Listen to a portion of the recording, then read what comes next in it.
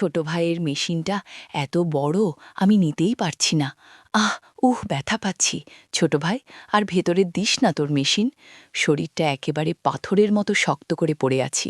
বুকের ভেতরটা এমনভাবে ধড়ফড় করছে যেন এখনই হার্ট অ্যাটাক হয়ে যাবে। সাকিবের হাতটা কাঁপছে। ও তো বাচ্চা ছেলে, এসবের কিছুই বোঝে না, একদম কাঁচা। ও চেষ্টা করছে, কিন্তু ঠিকঠাক কিছুই করতে পারছে না। আমার মস্তিষ্কের একটা অংশ চিৎকার করে বলছে, নীলা, এখনই উঠে ওকে একটা চড় মার, এটা পাপ, এটা অন্যায়। কিন্তু অন্য একটা অংশ, সে যেন এই মুহূর্তটার জন্যেই বছরের পর বছর অপেক্ষা করেছিল। আমার নিঃশ্বাস ভারী হয়ে আসছিল, শরীরটা অবশ হয়ে যাচ্ছিল। আমি বুঝতে পারছিলাম আর বেশিক্ষণ নিজেকে মরার মতো ফেলে রাখতে পারবো না। আমি কি এখন চোখ খুলে ওর দিকে তাকাবো, নাকি ঘুমের ভান করে এই নিষিদ্ধ খেলার শেষটা দেখব? শেষমেশ আমি ওর কানে কানে এমন একটা কথা বললাম, যা শোনার পর ও ভয়ে জমে গিয়েছিল নাকি খুশিতে পাগল হয়ে গিয়েছিল, সেটা জানার জন্য আপনাকে পুরো ঘটনাটা শুনতে হবে। বিশ্বাস করুন, আমার জীবনের এই গল্পটা শুনলে আপনার পায়ের তলার মাটি সরে যাবে। আমার নাম নীলা, বয়স এই ধরুন ২১। বাবা বিশাল বড় ব্যবসায়ী, তাই ছোটবেলা থেকে অভাব জিনিসটা কি সেটা আমি কোনোদিন চোখেও দেখিনি। ভাই বোনদের মধ্যে আমি সবার বড়, তাই আদর যত্ন পেয়েছি রাজকন্যার মতো। কিন্তু কপালে সুখ কি আর সবার সয়? আমার বিয়ে হলো এক সম্ভ্রান্ত পরিবারে। স্বামী, শ্বশুর, শাশুড়ি সবাই মাটির মানুষ। কিন্তু ওই যে বললাম, কপাল। বিয়ের মাত্র ৩ মাস যেতে না যেতেই বরের ছুটি শেষ, সে বাড়ি জমালো সিঙ্গাপুর। আর আমি পড়ে রইলাম এই বিশাল বাড়িতে একরাশ শূন্যতা নিয়ে। স্বামী বিদেশে, তাই আমার দিন আর কাটতেই চায় না। ও দিনে ১-২ বার ফোন দেয় বটে, কিন্তু ওইটুকু কথাই কি আর মনের জ্বালা মেটে? সারাটা দিন আমি একা একা এই ঘর থেকে ওই ঘরে ঘুরে বেড়াই। একটা অদ্ভুত অস্থিরতা আমাকে কুঁড়ে কুঁড়ে খাচ্ছিল। সময় কাটানোর জন্য ইউটিউবে ভিডিও দেখা শুরু করলাম, আর সেখানেই আমার মাথাটা বিগড়ে গেল। অদ্ভুত সব সম্পর্কের গল্প, দেবর, ভাবি, মামি, ভাগ্নে। প্রথম প্রথম শুনে কানে লাগত, ছি ছি করতাম। কিন্তু মানুষের মন বড় বিচিত্র। কখন যে ওই নিষিদ্ধ গল্পগুলোর প্রতি একটা ভয়ানক নেশা তৈরি হয়ে গেল, আমি টেরই পেলাম না। রাতে কানে হেডফোন লাগিয়ে ওই গল্পগুলো শুনতাম, আর কল্পনায় নিজেকে ওই চরিত্রগুলোর জায়গায় বসাতাম। মনে হতো, ইস, আমার পাশেও যদি এমন কেউ থাকতো। ঠিক সেই সময় আমার জীবনে এন্ট্রি নিল সাকিব। সাকিব আমার বরের বড় বোনের ছেলে, মানে সম্পর্কে আমার ভাগ্নে হয়, কিন্তু বয়সেও আমার খুব একটা ছোট না। এসএসসি পরীক্ষার পর ও আমাদের বাড়িতে এসে উঠল কলেজ করার জন্য। আমাদের বাড়ি থেকে ওর কলেজ মাত্র ১০ মিনিটের পথ। ছেলেটা এত লাজুক আর এত বোকা কিসিমের যে আমার দিকে চোখ তুলে তাকাতেও ভয় পেত। আমাদের বাড়ির গঠনটা একটু অদ্ভুত। মাঝখানে একটা বড় ঘর, সেটাকে পার্টিশন দিয়ে ৩ ভাগ করা।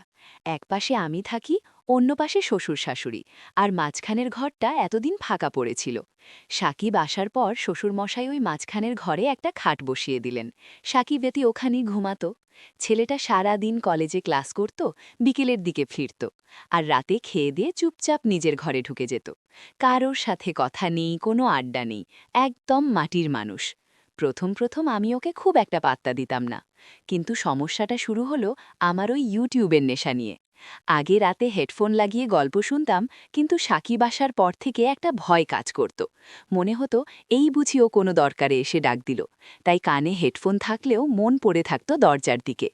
সাকিবের একটা অভ্যেস ছিল, ও মাঝে মাঝে রাতে আমার কাছে আসত। না না, অন্য কিছু না, শুধু খাবারের জন্য।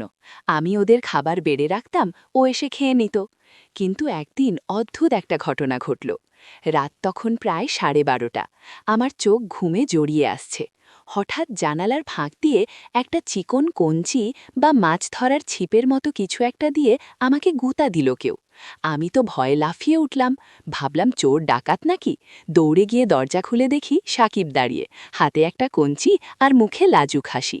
আমি ধমক দিয়ে বললাম, কিরে, তুই এই মাঝরাতে জানালা দিয়ে গুঁতা মারছিস কেন?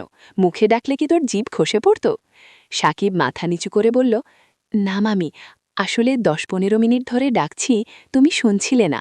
ভাবলাম তুমি ঘুমাচ্ছ, তাই জোরে ডাকলে যদি ঘুম ভেঙে মেজাজ খারাপ করো, তাই রান্নাঘর থেকে এই ছিপটা এনে।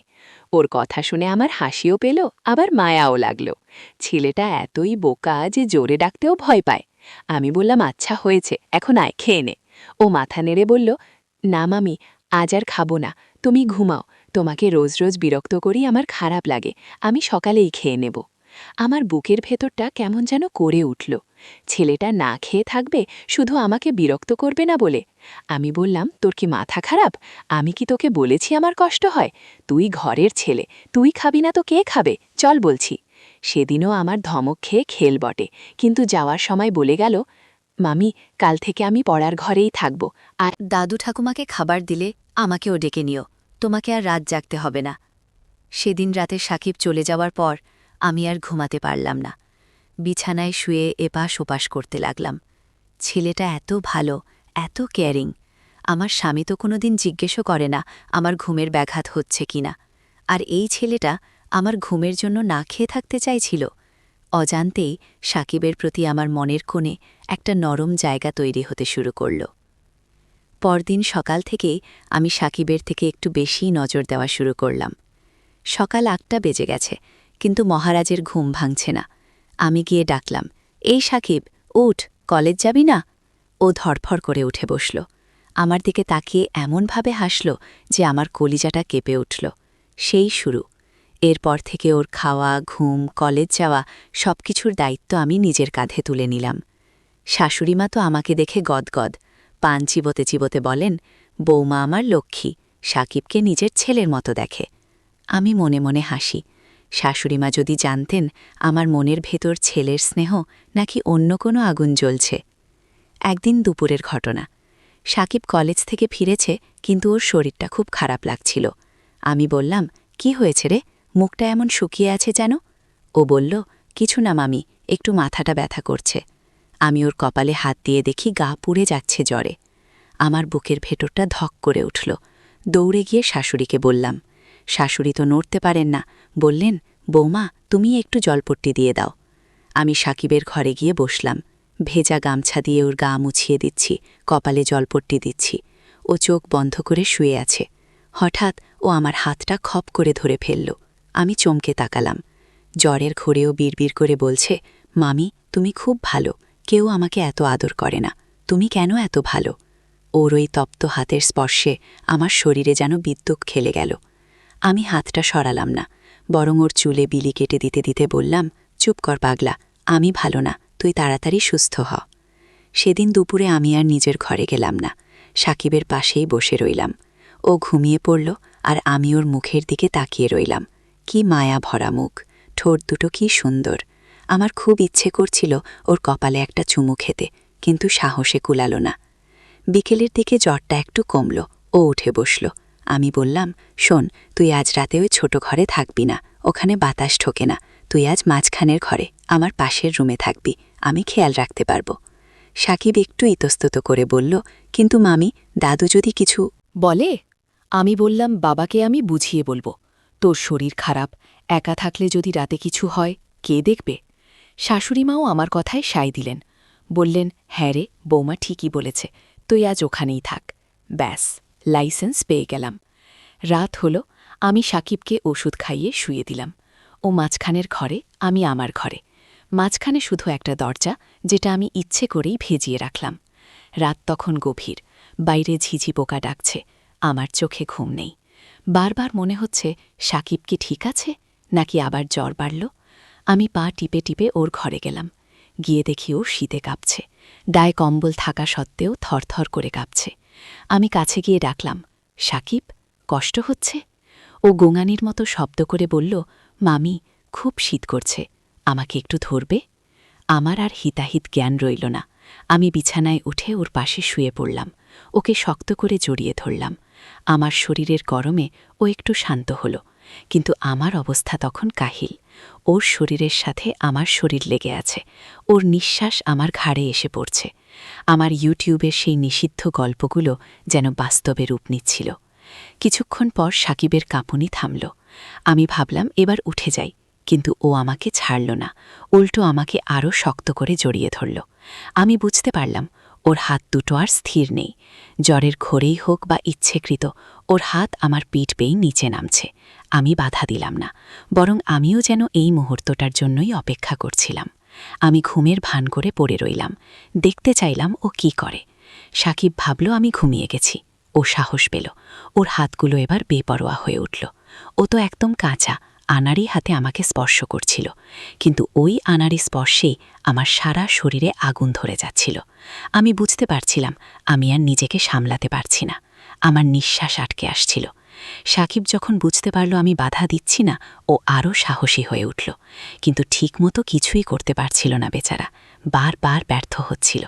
আমার মনে হচ্ছিল এভাবে চললে তো সারা রাত পার হয়ে যাবে। আমার ধৈর্যের বাঁধ ভেঙে গেল।